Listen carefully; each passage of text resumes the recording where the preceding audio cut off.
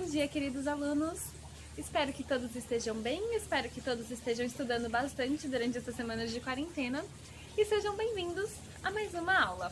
Para quem não me conhece, meu nome é Isabela Francis e na nossa aula de hoje nós vamos falar um pouco sobre os grandes compositores do passado. Bom, primeiramente eu quero que vocês entendam que é muito importante quando nós estamos começando a aprender um instrumento que a gente conheça a história por trás desse instrumento.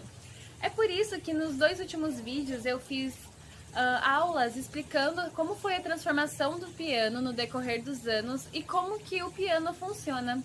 E agora que vocês já conhecem todo o instrumento, eu vou contar para vocês um pouco a história de algumas pessoas que, junto com o piano, conseguiram revolucionar a música na época deles, conseguiram transformar completamente os conceitos de música. Então eu vou contar um pouco para vocês sobre os grandes compositores.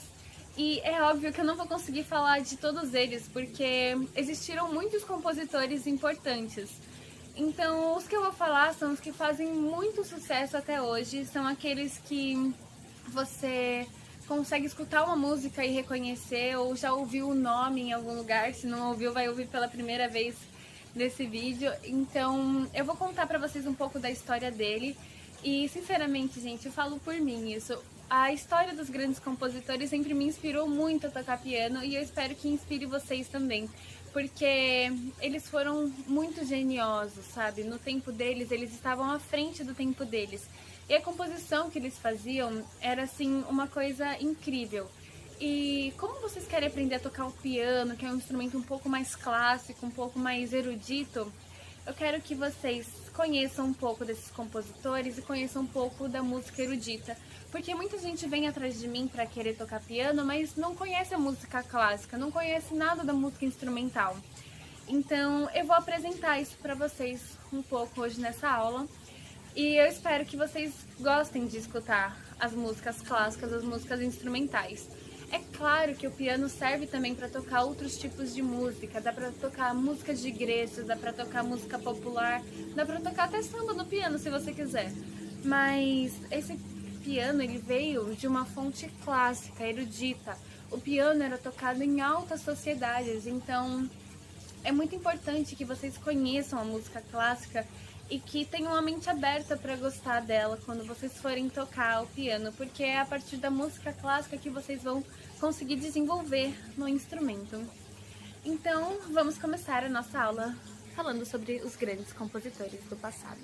Eu vou começar falando um pouquinho para vocês sobre Cláudio Monteverdi. Mas antes que eu me esqueça, só para esclarecer uma coisa. Um compositor é aquele que escreve músicas, ou seja, ele cria músicas na sua cabeça e ele consegue passar essas músicas para uma partitura. É incrível isso, né, gente? Fala sério, quem consegue pensar em uma música e escrever ela assim de uma hora para outra? É uma coisa impressionante. Mas, enfim, e os compositores, eles não precisam escrever necessariamente músicas para os próprios instrumentos. Então, por exemplo, eu toco piano, mas eu posso compor uma música para o violino, apesar de eu não tocar violino. Tá bom? Então isso é só para vocês se situarem e não ficarem perdidos, porque eu vou usar bastante essa palavra no decorrer da nossa aula de hoje, tá bom? Voltando a falar de Cláudio Monteverdi, ele foi um compositor e um músico que nasceu na cidade de Cremona no dia 15 de maio de 1567 e morreu na cidade de Veneza no dia 29 de novembro de 1643. Cláudio Monteverdi, ele não compunha músicas para o piano. Na verdade, o que ele gostava mesmo de escrever eram óperas, e ele escreveu óperas incríveis para a época dele, incríveis de verdade. A maior composição dele se chama Orfeu, e é uma ópera que tem 1h30 de duração. Gente, é muito tempo. Eu ainda não consigo entender como alguém consegue escrever uma ópera que dura tanto tempo. É incrível isso. E, bom, o Cláudio Monteverdi, ele foi importante porque ele influenciou compositores que vieram depois dele, compositores até que eu vou citar aqui no vídeo para vocês, pela forma que ele compunha. Então ele escrevia de um jeito que foi usado por outros compositores que surgiram posteriormente. E também Cláudio Monteverdi é o músico mais antigo na história da música que é conhecido até hoje.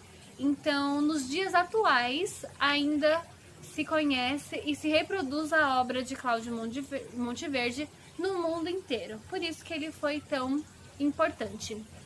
Além disso, as obras dele eram repletas de paixão, inteligência, humanidade, e elas eram feitas contando aspectos cotidianos da vida das pessoas da cidade onde ele morava e criticando algumas coisas que estavam ruins na sociedade que ele gostaria de melhorar.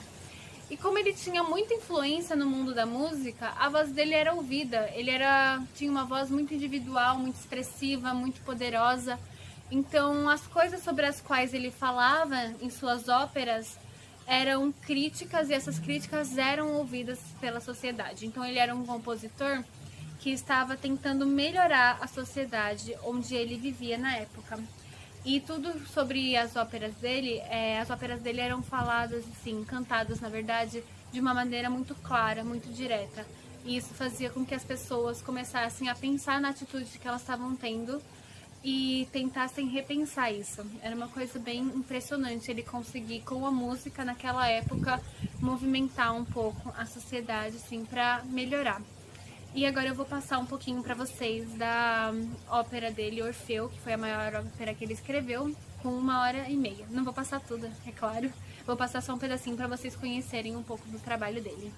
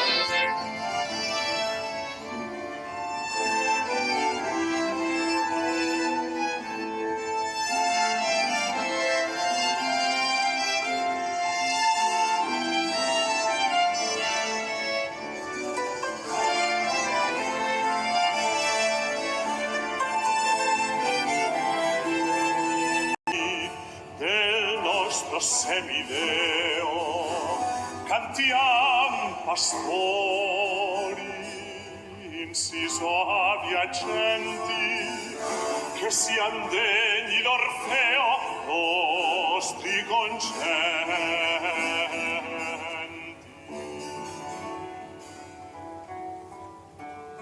Oggi fatta pietosa, oggi per queste selve del nostro semideo.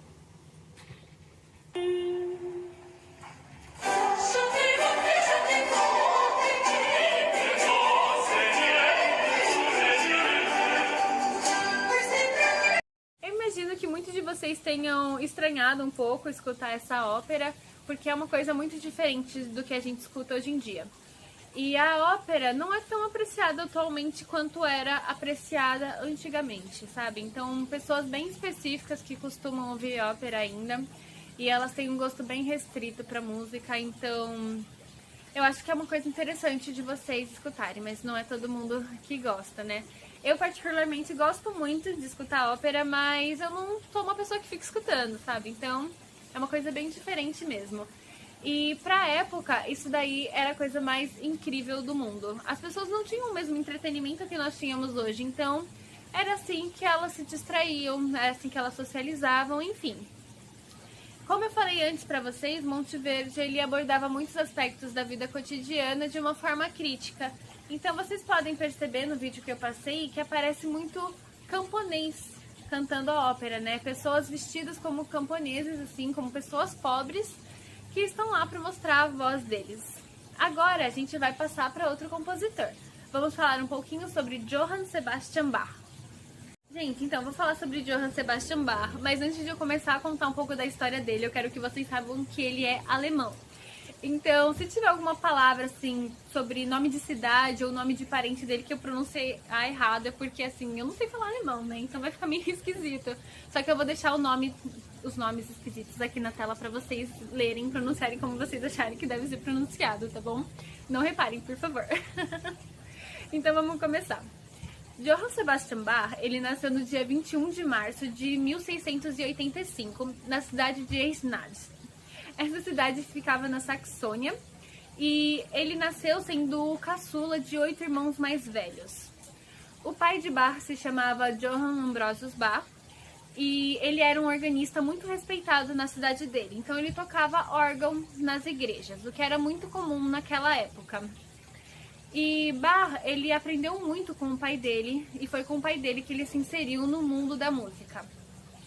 Quando ele fez 8 anos, a mãe dele veio a falecer, e quando ele completou 12 anos, o pai dele teve um acidente e ele também veio a falecer. Então, com 12 anos, Bach ficou órfão e foi morar com o irmão mais velho dele, que se chamava Johann Christopher Bach. O irmão mais velho dele também era organista, e Bach se mudou com ele para uma cidade chamada Ohrdruf. E lá ele também desenvolveu os seus talentos musicais. Bach era uma criança extremamente inteligente e ele se formou na escola com 14 anos. Ele deveria ter se formado com 18, mas ele era tão inteligente que ele se formou com 14. E nessa época ele também já tocava muitos instrumentos. Então ele já tocava órgão, ele tocava todos os instrumentos que tinham de corda e tecla, que seriam o cravo, o clavicórdio, a pianola. Ele também tocava viola, cantava, e nessa época pressupõe-se que ele já tinha começado o seu trabalho com a composição. A família de Bach era incrivelmente grande, né? Eles eram muito férteis. Então, ela estava espalhada por toda a Alemanha e, por mais impressionante que pareça, todos os componentes da família de Bach eram músicos, tinham talentos para música. Tanto é que, se a gente pegar toda a família de Bach, nós temos 2 séculos completos de compositores incríveis, descendentes de compositores incríveis, né?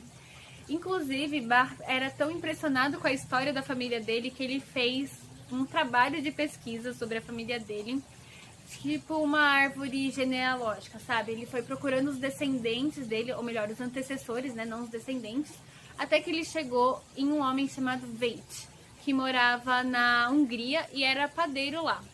E o que acontecia? Esse Veit, ele era padeiro, como eu tinha falado, e ele tocava cítara. Tocava cítara enquanto o moinho fazia o trabalho dele. É até interessante pensar que ele tocava no ritmo do moinho. Então foi daí que surgiu as bases musicais de toda a família Bach. E Bach era, assim, fascinado pela história da família dele. A gente pode até imaginar o porquê. Apesar de todos os componentes da família serem ótimos compositores, nenhum se destacou tanto quanto Johann Sebastian Bach. Ele foi casado 2 vezes, primeiro com Maria Bárbara e depois com Ana Madalena. E apesar de ter sido casado só 2 vezes, ele teve 25 filhos, um padrão bem alto para a época em que ele vivia. Bach sempre teve uma vida muito boa. Ele era um burguês muito bem estabelecido e ele também era muito econômico. Então ele foi um músico que nunca chegou a passar necessidade na vida dele. Ele sempre viveu muito bem. E ele também era conhecido por ter um gênio muito forte, por ser muito teimoso e uma pessoa muito difícil de lidar.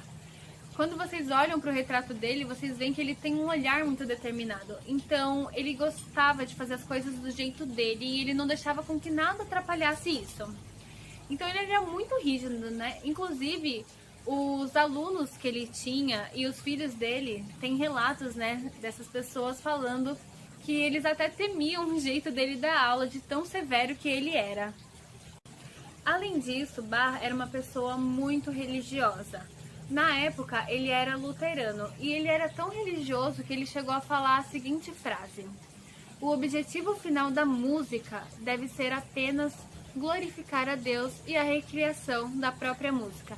Então, assim, ele era extremamente religioso, ele tinha vários livros eclesiásticos em sua biblioteca, ele frequentava igrejas, né? Muitas igrejas, ele compunha para muitas igrejas e ele era obcecado pela ideia da morte, de tão religioso que ele era. E todas as músicas que ele compunha eram, assim, especificamente para Deus. Na cidade onde Bach vivia, existiam 4 igrejas e ele ficou responsável por todas elas. Então, toda semana ele precisava fazer uma composição nova para as igrejas, para ser tocada na missa.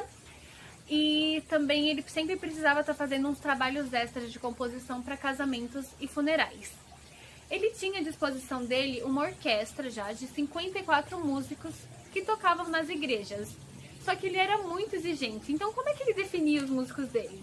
Ele dizia que 17 músicos que ele tinha eram usáveis, 20 não estavam prontos ainda para participarem de uma orquestra e os outros 17 eram simplesmente imprestáveis. Era assim que ele definia os músicos da orquestra dele. Mas mesmo assim, ele regia essa orquestra como ninguém nunca regeu antes. E as composições dele, naquela época, eram incrivelmente conflituosas. Então, quando você escutava alguma coisa de Bach, você entrava nesse conflito que ele colocava na música dele. Além disso, é provável que Bach tenha regido a orquestra como os maestros regem atualmente. Mas naquela época ainda não tinha o termo maestro nem nada disso, né? Então, apesar dele reger a orquestra da maneira que regemos atualmente, ele não sabia disso. Então percebam como ele está à frente do seu tempo, né? Ele realmente era uma pessoa, assim, genial. Ele fazia coisas incríveis. E, bom, na orquestra dele, ele sabia tocar praticamente todos os instrumentos e a afinação dos instrumentos ele que deveria fazer para ficar do jeito que ele gostava. Além disso, ele conduzia a orquestra tocando cravo ou tocando violino para demonstrar para os músicos dele como que deveria ser feito. Mas uma coisa interessante que eu acabei descobrindo é que Bach era como se fosse assim, um maestro multifuncional. Então ele regia a orquestra, dava o tempo para cada músico entrar e ainda cantava ao mesmo tempo que estava fazendo tudo isso. Então assim, é uma coisa realmente impressionante. Ele era extremamente bom no que ele fazia. O período em que Bach compôs foi o período barroco. Nessa época do período barroco, as coisas eram feitas com muita expressividade, com um pouco de agressividade, e era tudo muito complexo, muito ornamentado, decorado, tinha muita alegoria. E a música dessa época, ela tinha que apresentar movimento, perturbação e dúvida em sua composição. E Bach, ele foi o marco do barroco na música, ele levou o barroco ao seu auge na época dele. Porque ele conseguiu prever tudo que o barroco iria trazer para o futuro. Então ele resumia tudo que o barroco trazia e ainda projetava isso para uma época futura. Então não é todo mundo que consegue fazer isso, né? E Bach, ele foi considerado o músico mais culto da época dele. Ele era muito inteligente, ele era muito estudioso, ele queria conhecer tudo sobre a música que ele estava fazendo. Inclusive, para isso acontecer dessa forma, ele até teve contato com a música italiana e com a música francesa, que ajudaram muito ele nas suas composições. A última grande composição de Bach, que ele produziu nos seus últimos anos de vida, se chama A Arte da Fuga. Ela não foi uma obra concluída, apesar de ter sido a sua maior obra. Ele morreu em 1760, antes da obra ficar pronta e antes dela ser apresentada. Mas há relatos que dizem que a obra dele continha uma poesia assim, e um alcance que nunca mais seriam vistos no mundo inteiro. E realmente nunca mais surgiu ninguém como Bach. E como eu tinha comentado, Bach ele teve 25 filhos. E isso trouxe pra gente hoje o fato de que até nos dias atuais nós temos descendentes de Bach. E esses descendentes, os descendentes de Bach do século XXI, eles não têm talentos musicais como a família de Bach no século XIX. Uma coisa muito interessante isso. Gente, essa foi a história de Bach. Eu sei que ficou meio extensa, mas eu juro que eu tentei resumir. Só que Bach teve uma vida muito intensa e ele teve muitos feitos durante a vida dele. E fica muito complicado resumir. Eu não falei nem 50% das coisas incríveis que ele fez durante a vida dele. Mas eu vou parar por aqui, né? Já está bom. E esse vídeo acabou ficando meio extenso demais para nossa proposta de aula. Então, ele vai ter uma parte 2, que eu vou colocar aqui na semana que vem, para eu estar falando dos outros compositores. A vida deles vai ser um pouco mais curta, eu vou conseguir passar todos num vídeo só, são mais 3 compositores, se eu não me engano, que eu separei aqui pra vocês. E só pra gente encerrar a aula, agora eu vou passar um pedacinho de uma peça que Bach compôs aí pra vocês estarem vendo, tá bom?